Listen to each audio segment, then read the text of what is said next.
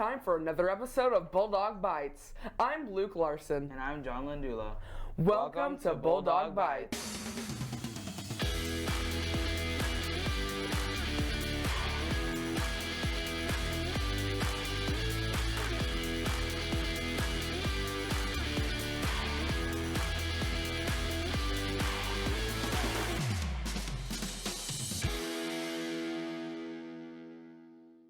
We open the episode with a look at what some students are doing for off-season conditioning. Christian Cook and Noah Olson have the story. What do you do to train for track meets? It kind of depends on what you're running. Our shorter distance guys do a lot of short speed work, trying to get faster rather than more endurance. And then, of course, our long guys go out and put in a lot of miles. Okay. How often does the track team meet? We meet Monday through Friday. We start at the beginning of March, end of February, beginning of March, and then we go through the end of school. And then how do you warm up for a track meet?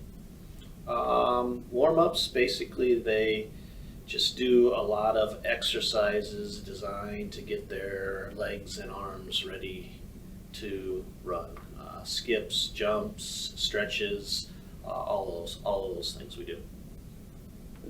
Why'd you join track? Because I thought it might be fun. I mean, I like running, so. Do you recommend it to other people? Yeah, I think everyone should just at least try it once and just have fun doing it. Just yeah. What got you into what?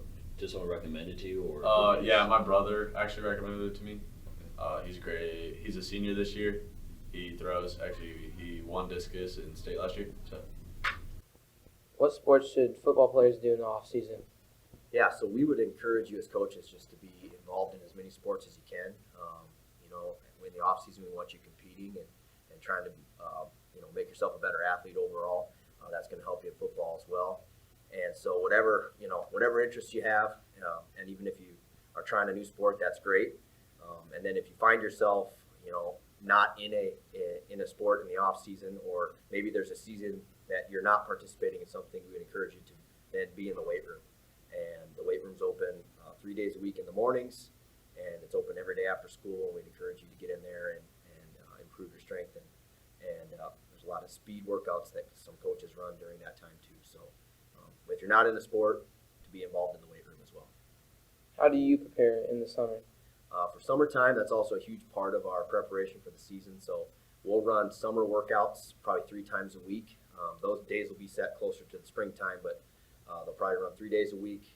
We'll have morning sessions and try to get in, and we'll do some speed and power work several days a week, and then also just work in the weight room and again increase our strength and power. How should players train during the season? During the season, being at practice is huge. Obviously, we're going to have more structured football-specific things during the season, so being at practice every day is huge. But then a lot of times players kind of maybe don't put enough focus on taking care of themselves outside of school time. So getting plenty of rest at night, getting plenty of sleep, drinking lots of water, staying hydrated, and just making sure you're doing the things you need to be doing to take care of your body, eating healthy, not eating junk food and things like that. Those are all things that can really help. And then obviously when we're at practice and in the weight room, we'll still continue to work on our strength and speed and power. Are you doing any sports in the off season? Yes, I do baseball, and that's it. All right, how is it benefiting you for football? It really makes me stay active and still helps with teamwork and strength. Because in baseball we still have to lift, and it just keeps me active overall.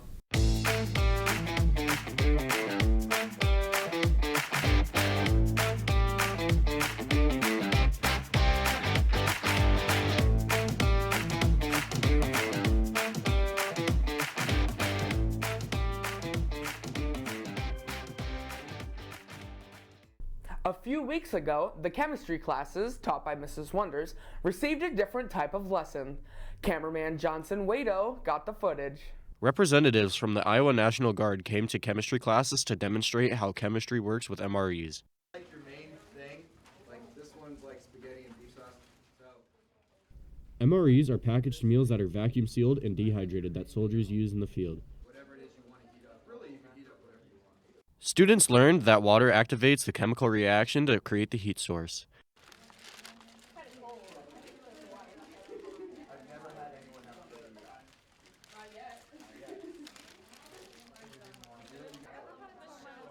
Students also got to experience the taste of various MREs. I got marinara meatballs. Is yours going good? Yeah. He said it's good. So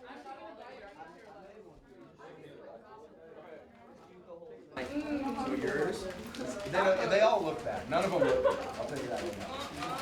Okay. All right. I'm not eating this, but I'll look at it. While the MREs did not taste that bad, I can see why soldiers in the field appreciate a care package. A penny war is coming to LCHS. Student Council is hosting a penny war from February 14th to 18th to support children in Iowa's foster care system. Nearly 10,000 children under 18 are in Iowa's foster care system each year. Student Council is raising money to provide foster children and families with necessary supplies and services to survive. 15 LCHS high school teachers have agreed to receive a pie in the face, and 3 of these teachers will get a pie in the face at a later date. Support those in foster care and drop off your money in the office starting on February 14th. It'll be fun to see a teacher get pied in the face. I'm bringing my money on the 14th. Let's see the trivia for this week.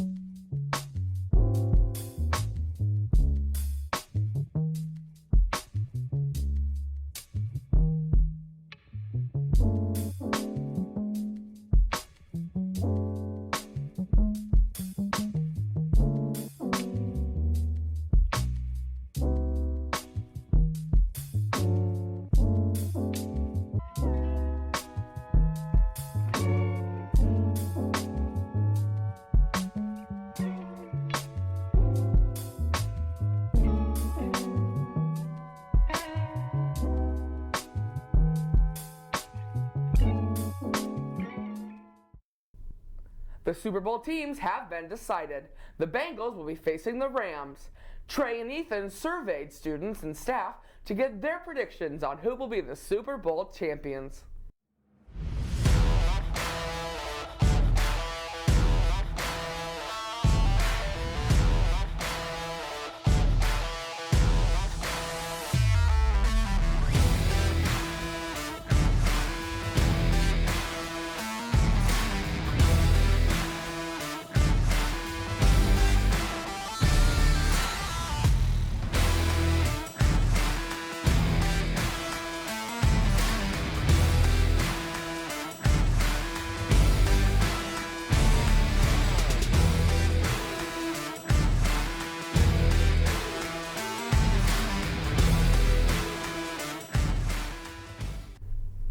Reporter John Andrea has been learning more about other cultures by interviewing some of the foreign exchange students.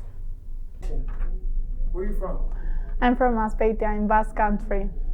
What are some main differences between your home country and Iowa? Some of the main differences is that in my home country we have a lot of mountains and we have beaches with sun and sea. So in summertime we can go to the beach and on wintertime we can go skiing and snowing. What are the differences between your last school and this school?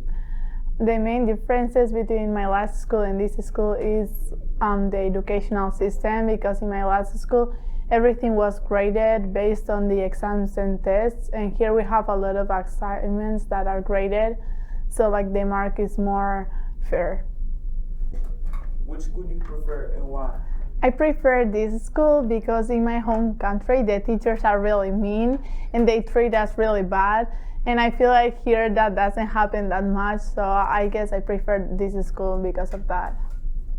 What are your favorite thing about this school? My favorite things about this school is that the classes are easier, and also that the sports and the school go together, so there's a lot of like school spirit. What did you decide to be a foreign exchange student?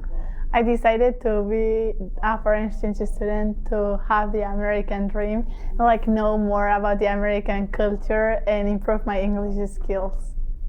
Alright. What do you dislike about living in Iowa? I dislike about living in Iowa that there's like a lot of cold weather, and I can't take advantage of that because it snows, but since you don't have any hills where I can ski, like I can't ski or do any winter sport. What's something your country's famous for? My country is famous for its mountains and its beautiful views and also seafood. What are you involved in LCHS? I'm involved in wrestling cheer, and in a while, like in spring, I will start doing soccer. And I'm also involved in FCA. Tune in next week to hear about other foreign exchange students.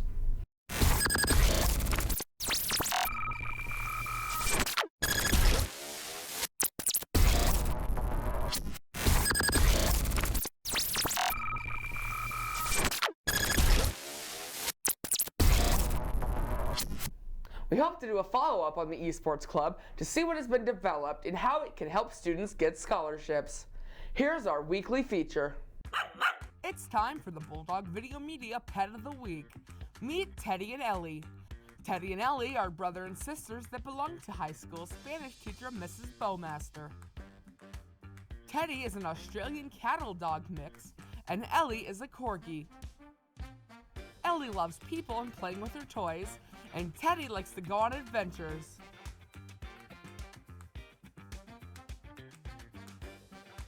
He also knows tricks.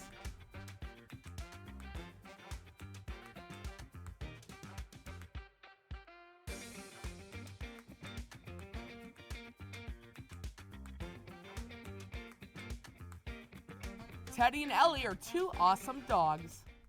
Remember, if you want your pets to be featured, please email photos and information to bvm@lamarcsd.org. And now for the birthdays for this week.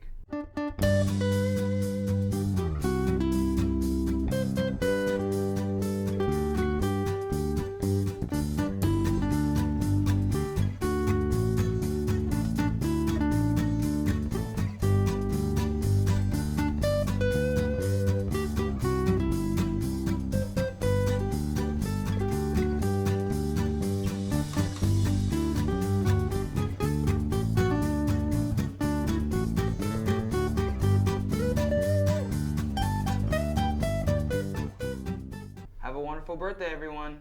John here is not only part of video media, he is also active in the Pep Band, which is a huge part of supporting the basketball teams. Here is his story about Pep Band.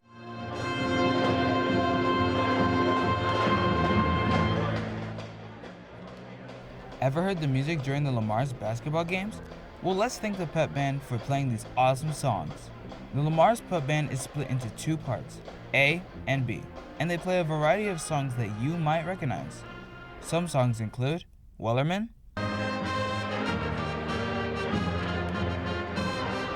Levitating, Cake by the Ocean,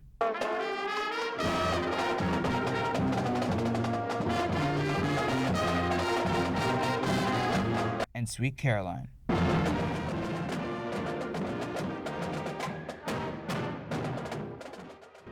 The Pep Band is directed by Mr. Pritchard, who you could sometimes find playing the guitar, with the help of Mr. Larson, who might play the trumpet.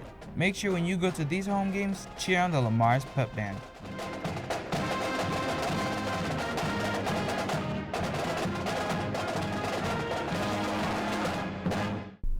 Sports Director Mason Gangler has the weekly sports update. 1, 2, 3. You're watching sports on Bulldog Bites. Let's go Dogs!